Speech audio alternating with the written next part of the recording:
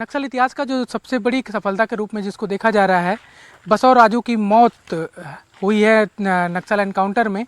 इसकी कहाँ पर हुई, घटना स्थल क्या है, जानकारियाँ लेने के लिए हम घटना स्थल के लिए निकले हैं। अलग अलग जगहों से होते हुए कोशिश करेंगे कि जो जिस जगह पर मुठभेड़ हुई या जिस जगह को बताया जा रहा है वहाँ तक पहुँचें। कोशिश हमारी है ये कि पहुँचा जाए और इसीलिए सफ़र शुरू किया गया है। लेकिन इस सफ़र के बीच में जो ज़रूरी चर्चाएँ हैं वो भी होती रहे। कुछ जानकारियां जिसको लेकर लगातार चर्चा चल रही है वो आए। जो सबसे बड़ा सवाल अब भी बना हुआ है, हमारे साथ विकास तिवारी जी हैं, हमारे बस्तर के साथ ही, इनसे ही समझने की कोशिश करेंगे जो जानकारियां आई हैं बिहाफ ऑफ सोर्सेस और जो जानकारियां सोर्सेस से आई हैं और पुख्ता भी हुई हैं, उन सारी बातों पर सबसे बड़ा सवाल जो ये है, ये अभी भी बना हुआ है कि आखिर इस सबसे बड़े मुठभेड़ को, इस सबसे बड़े एनकाउंटर को, ऑपरेशन को किस तरह से लॉन्च किया गया था, इनपुट क्या था, किस तरह से अंजाम दिया गया, इसको लेकर लगातार चर्चा हो रही है।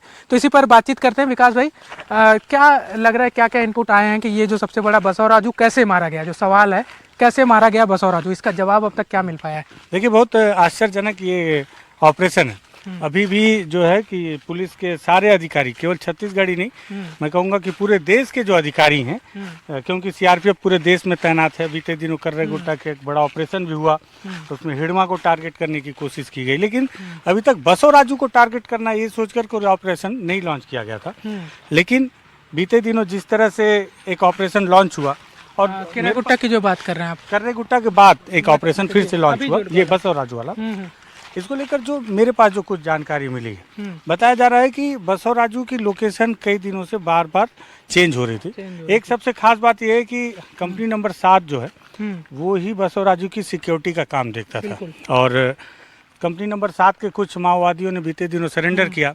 सरेंडर करने के बाद अब कई बार ये होता है कि जब माओवादी सरेंडर करते हैं तो उन्हें अपनी ईमानदारी शो करनी होती है सर, पुलिस के सामने कि हाँ, उन्होंने वाकई में समर्पण कर दिया है और संविधान के साथ आ गए, आप पर भरोसा है। प्रवीण, मैं बातचीत जारी रख रहा हूँ। आप तस्वीरें दिखाते रहिए। जंगल में हम जो चल रहे हैं, जंगल की जो तस्वीरें हैं वो आए कि किस तरह से अबूझमाड़ का जो इलाका है वो कैसा है, वो तस्वीरें भी जाए। माफ करिएगा, आपको रोका बीच में।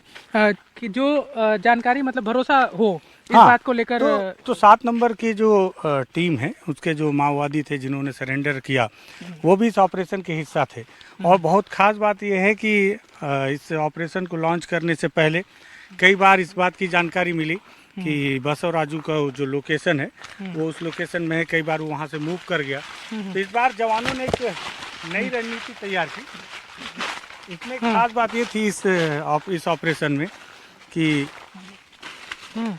जवानों ने ये किया कि कई बार ये होता है कि जब भी जवानों के ऑपरेशन लॉन्च होते हैं और बड़ी संख्या में जवान निकलते हैं, तो माओवादियों के भी अपने इनपुट्स होते हैं, और उस इनपुट्स के आधार पर माओवादियों को इस बात की सूचना मिल जाती है कि कहाँ से फोर्स निकली है और किस दिशा की ओर जाएगी। क्योंकि माओवादी खुद भी जंगल में होते हैं, तो उन्हें पता होता है, हो ना हो उन्हीं के सूचना पर ये फोर्स आ रही है उनको घेरने के लिए, और माओवादी बहुत आसानी से दूसरे इलाके में निकल जाते हैं।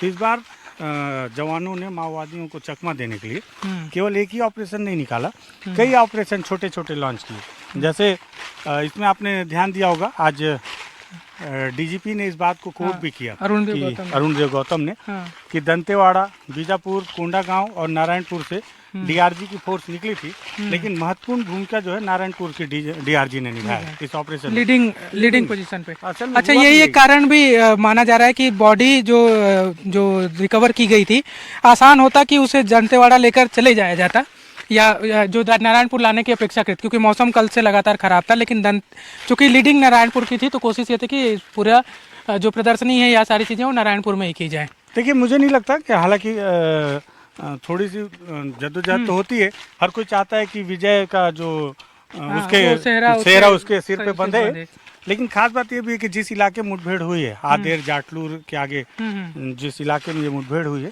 अगर वहाँ से दंतेवाड़ा की ओर जाना होगा तो रेखा की पहाड़ियों को पार करना होगा, तो वो भी थोड़ी सी कठिनाई भरी होती। लेकिन हेलीकॉप्टर से लाया गया, आपने देखा होगा, तो हेलीकॉप्टर से तो आप कहीं भी ले जा सकते हैं। मुझे तो ये भी पता चला है कि कल भी डेड बॉडी लाने की कोशिश की गई, लेकिन बारिश बहुत तेज हो रही थी, तो हेलीकॉप्टर लैंड नहीं कर पाया।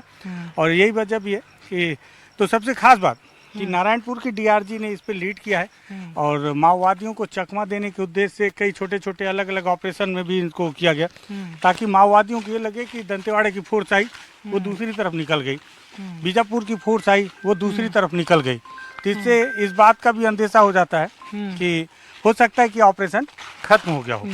और इसी तरह से क्योंकि माओवादी छद्म लड़ाई लड़ रहे हैं, उन्हें भी छद्म तरीके से ही फंसाया गया। हर बार ऐसी कोशिश की जाती है जवानों के द्वारा, नई नई तरीके से, नए नए तरकीबों का उपयोग करते हुए, और इस बार वो तरकीब काम आई।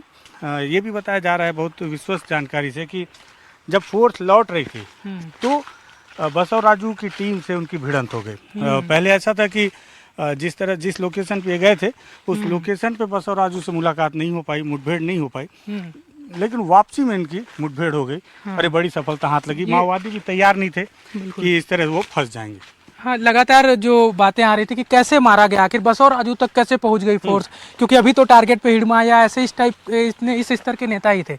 बसव राजू को लेकर कभी भी कोई ऑपरेशन मुझे नहीं लगता कि लॉन्च किया गया हो स्पेशल बसव राजू के नाम पर। ये ऑपरेशन हालांकि इनपुट बसव राजू का था, लेकिन वो कैसे भिड़ गए जो जानकारी अभी दे रहे हैं, हालांकि ये बिहाफ ऑफ सोर्सेस ये जानकारियां हैं, सुरक्षागत कारणों से कई सारी बातें जो होती हैं वो बताई नहीं जाती, रणनीति का हिस्सा होता है। लेकिन चूंकि इसमें जो बड़ा इनपुट मिला जब सुरक्षा बल के अधिकारियों से बातचीत हो रही थी या अन्य सोर्सेज जो हैं वो बता रहे थे कि ये ऑपरेशन जब लॉन्च किया गया था, जब कार्रवाई के लिए निकले थे, उस समय कोई सफलता नहीं मिली थी। वापसी के दौरान, ये बता रहे हैं। वापसी के दौरान जब वो फोर्स लौट रही थी तब उनकी भिड़ंत हो गई थी बसव राजू के सबसे पहले सिक्योरिटी से। जो एक जवान शहीद हुए वो सबसे पहली भिड़ंत में, उसके बाद जब उनके सारे जो पोजीशन है वो पॉइंट आउट हो गए, तब फिर उन्हें पॉइंट आउट किया गया जब वो सामने आ गए, तब जाकर ये मुठभेड़ में फिर सफलता मिली। और हथियार भी आपने जो जिस तरह से देखा, मुझे ये भी लगता है कि जितने भी हथियार मिले इस पर हम पहले भी चर्चा कर रहे थे कि AK-47 ही है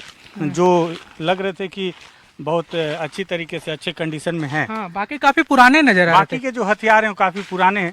उन हथियारों से तो अब लड़ा जाना भी काफी मुश्किल है। कारण ये है कि सारे हथियार या तो जंग लगे हुए हैं और उनकी देखरेख उस तरीके से नहीं हो पा रही है, जो इस तरफ भी इंगित करते हैं कि माओवादी अभी हथियार और कारतूसों के किल्लत से भी जूझ रहे हैं। तो स्थल तक पहुंचे, ऐसे कई सारी चुनौतियां हो सकती हैं, हो सकता है कि घटना स्थल लोकेशन भी नहीं आया है। हाँ, अभी बहुत दूर चलना काफी दूर चलना पड़ सकता है और काफी लंबा सफर भी हो सकता है। आज हम पहुंच पाए इसकी कोई गारंटी भी नहीं है, क्योंकि अंधेरा होने वाला है, बारिश भी हुई है। हाँ, तो ऐसे में आपको अभी चूंकि गर्मी का समय, एक खतरा और भी होता है। माओवादियों को लगा आईडी बम और स्पाइक होल तो है ही। देखिए, एक जवान आईडी बम की चपेट में आके शहीद हुआ है। हाँ, जबकि वो ऑपरेशन से सही सलामत वापस लौट रहा था। और लेकिन उसके बावजूद जो है सबसे बड़ी चुनौती ये भी है कि अभी गर्मी का समय था और जब ऐसे में बारिश होती है तो जो जीव जंतु होते हैं